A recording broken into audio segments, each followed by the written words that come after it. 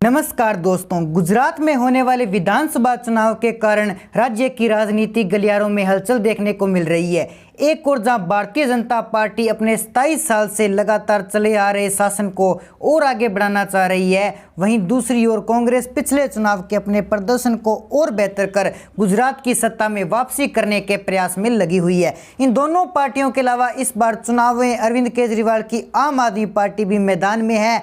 पंजाब विधानसभा चुनाव में मिली जीत से आम आदमी पार्टी उत्साहित है। आप गुजरात में इकलौती पार्टी है जिसने अपने मुख्यमंत्री चेहरे का ऐलान कर दिया है। एक तरफ भारतीय जनता पार्टी 27 साल की एंटी एविडेंस से जूझ रही है, वहीं कांग्रेस के पास राज्य में कोई मजबूत चेहरा नहीं है। इन सब के अलावा गुजरात में कुछ ऐसे मुद्दे हैं जो गुजरात चुनाव में महत्वपूर्ण भूमिका निभाएंगे।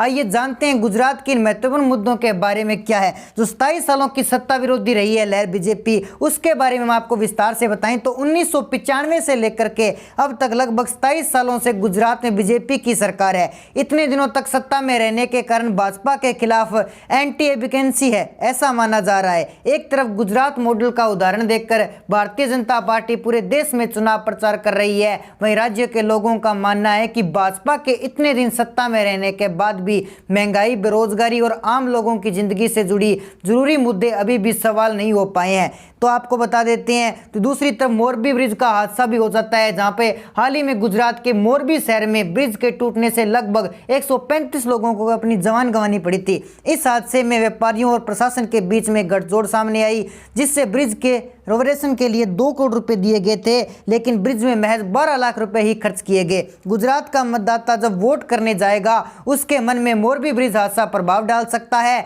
तो बीजेपी को इस मोरबी ब्रिज हादसे की वजह से एक भारी नुकसान देखना पड़ सकता है। तो दूसरी बात की जाए, जो बीजेपी ने यहाँ पर 27 साल से सत्ता में रह रही है, पर उन्होंने जो बड़े बड़े वादे किए थे वो भी अभी तक पूरे नहीं कर पाई है। तो उसके आधार पर आपको बता देते हैं कि जैसे कि देश में बेरोजगारी एक बड़ा मुद्दा बनकर उभरी है। गुजरात चुनाव से भी बेरोजगारी को एक बड़ा चुनावी मुद्दा माना जाता है। राज्य में होने वाले पेपर लीक और एग्जाम की तैयारी को आगे बढ़ाते जाने से सरकारी नौकरी की तैयारियां कर रहे युवाओं की उम्मीदों पर पानी फेर देती है, जिसे लेकर राज्य के युवाओं में भारी असंतोष हो सकता है। तो राज्य में होने वाले चुनावों से महज कुछ दिन पहले बिलिक्स बानो रेप केस के दोषी रिहाई भी महत्वपूर्ण भूमिका निभाएंगे। इस बानो मामले में दोषियों को समय से पहले रिहाई दिए जाने से राज्य के अल्पसंख्यक वर्ग के साथ बहुसंख्यक वर्ग पर भी प्रभाव डालेगा। गुजरात के मुसलमानों के साथ पूरे देश के मुसलमानों समेत कई वर्ग के लोगों ने बिल्किस बानो मामले में नाराजगी जाहिर की थी। इस मामले का भी गुजरात चुनाव पर असर हो सकता है। तो दूसरी तरफ बताएं, गुजरात में बिजली के दाम है वो काफी महंगे हो चुके हैं, जहां पर आम आदमी पार्टी और कांग्रेस ने राज्य की सत्ता में आने पर 300 यूनिट तक की फ्री बिजली देने का वादा किया है। गुजरात की महंगी बिजली भी इन चुनाव में एक महत्वपूर्ण मुद्दा हो चुका है। South Gujarat chamber of commerce and industry ने हाल ही में बिजली के दरों में कटौती की मांग की थी। उनका कहना था कि महाराष्ट्र में इंडस्ट्री के लोगों को 4 रुपए प्रति यूनिट बिजली मिलती है, जबकि उन्हें 1 यूनिट बिजली के 7.5 रुपए देने पड़ते हैं। किसानों के जो मुद्दे हैं वो भी उभर कर सामने आ रहे हैं। गुजरात के उन किसानों और जमीन के मालिकों ने उनकी जमीन अग्रहीन को लेकर गहरा असंतोष है। कई सरकारी योजनाओं को लिए किसानों की जमीनों का अधिग्रहण किया गया है। Mumbai Ahmedabad bullet train project में भूमि अधिग्रहण को लेकर सरकार को भारी विरोध का सामना करना पड़ा था। ठीक इसी तरह वडोदरा और मुंबई के बीच बनने वाले एक्सप्रेस को लेकर हो रहे भूमि अधिग्रहण को लेकर भी लोगों ने भारी विरोध किया था। इन सब के अलावा राज्य में पिछले 2 सालों से भारी बारिश हो रही है,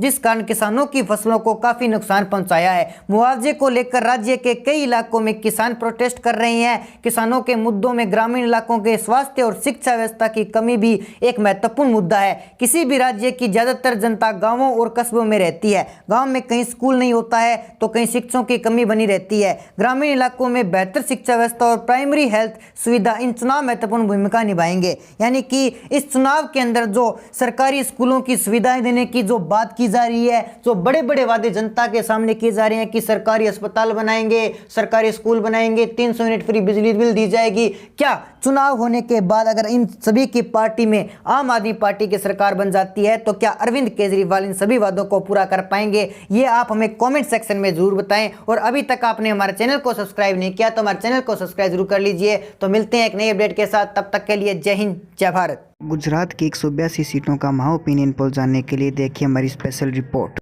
तो चलिए दोस्तों शुरुआत करते हैं गुजरात के 182 सीटों का आंकड़ा। सबसे पहले जिला हमारे पास आता है महिसागर। महिसागर की कुल 3 विधानसभा सीटें हैं, जिसमें से भाजपा के खाते में यहां पर 1 सीट जा रही है। अगर हम आम आदमी पार्टी की बात करें तो यहां पर आम आदमी पार्टी को 0 सीट मिल रही है। यहीं पर कांग्रेस को 2 सीटों पर लाभ होता हुआ दिखाई दे रहा है। अगले जिले बनासकांठा की बात की जाए तो बनासकांठा की कुल 9 विधानसभा सीटें हैं, जिसमें से भाजपा के खाते में 5 सीटें आ रही है, आम आदमी पार्टी के 1 सीट और कांग्रेस के खाते में यहां पर 3 सीटें जाती हुई दिखाई दे रही है। बढ़ते हैं अगले जिले की ओर। अगला जिला आता है दाहोद। दाहोद की कुल 6 विधानसभा सीटें हैं, जिसमें से भाजपा के खाते में 2 सीटें और कांग्रेस भी यहां पर 2 सीटें ले रही है और आम आदमी पार्टी 1-1 लेती हुई दिखाई दे रही है। इसी के साथ राजकोट जिले की बात करें तो राजकोट जिले के अंतर्गत 8 विधानसभा सीटें आती है, जिसमें से भाजपा के खाते में 3 सीटें,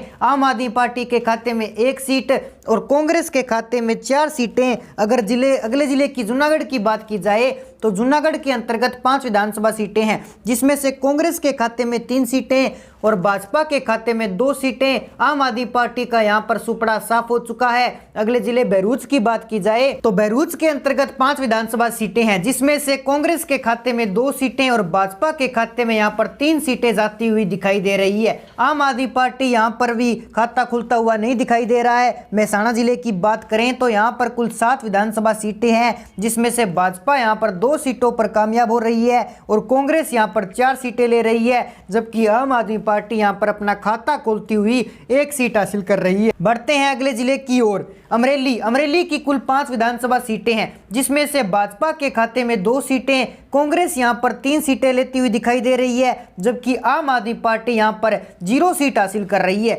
गांधीनगर की बात करें तो यहां पर 5 विधानसभा सीटें हैं, जिसमें से भाजपा के खाते में अप्रत्याशी तेज आ रही है और 1 सीट पर कांग्रेस ले रही है। जामनगर की बात करें तो यहां पर 5 विधानसभा सीटें हैं, 5 की 5 सीटें आम आदमी पार्टी के खाते में जा रही है, बाकी अन्य पार्टी को यहां पर कोई भी सीट नहीं हो रही है। अगले जिले नवसारी की बात करें तो यहां पर कुल 4 विधानसभा सीटें हैं, जिसमें से भाजपा के खाते में 3 सीटें जा रही है, आम आदमी पार्टी के खाते में 1 सीट और कांग्रेस यहां पर 0 सीट हासिल कर रही है। अगले जिले सुरेंद्रनगर की बात करें तो सुरेंद्रनगर के अंतर्गत 5 विधानसभा सीटें आती है, जिसमें से भाजपा के खाते में 3 सीटें, कांग्रेस के खाते में 2 सीटें और आम आदमी पार्टी के खाते में 0 सीट जाती हुई दिखाई दे रही है। भावनगर की बात कर लेते हैं तो भावनगर के अंतर्गत 7 विधानसभा सीटें हैं, जिसमें से भाजपा के खाते में 4 सीटें, कांग्रेस के खाते में 2 सीटें और आम आदमी पार्टी के खाते में 1 सीट जाती हुई दिखाई दे रही है। अगले जिले सूरत की बात की जाए तो यह गुजरात का सबसे बड़ा जिला माना जाता है।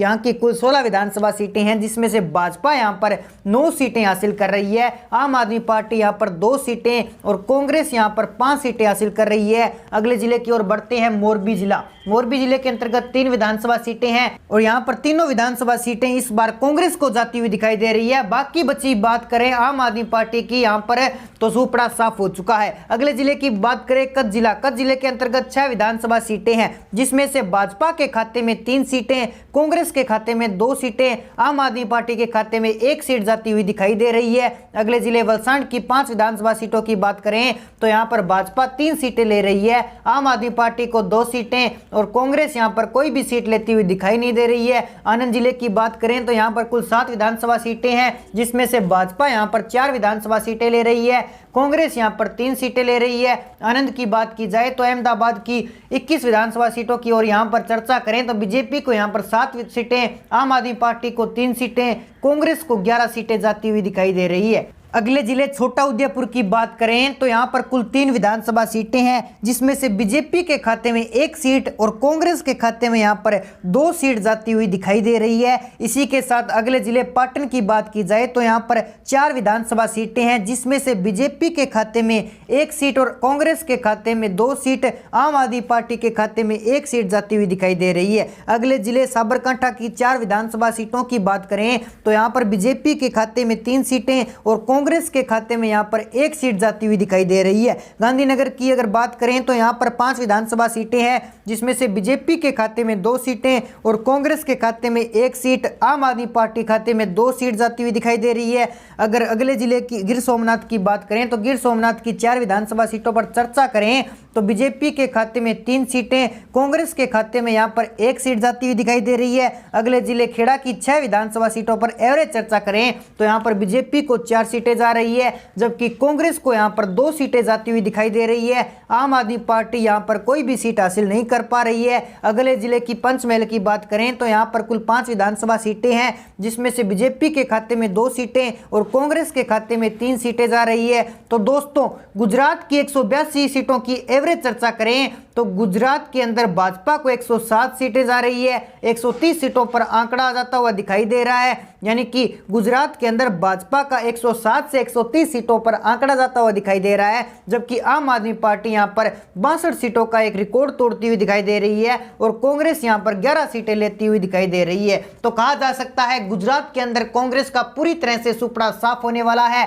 तो दोस्तों, आप भी अपनी राय हमें कमेंट बॉक्स में जरूर बताएं और साथ ही कर लीजिए हमारे चैनल को सब्सक्राइब। तो मिलते हैं एक नई अपडेट के साथ, तब तक के लिए जय हिंद, जय भारत।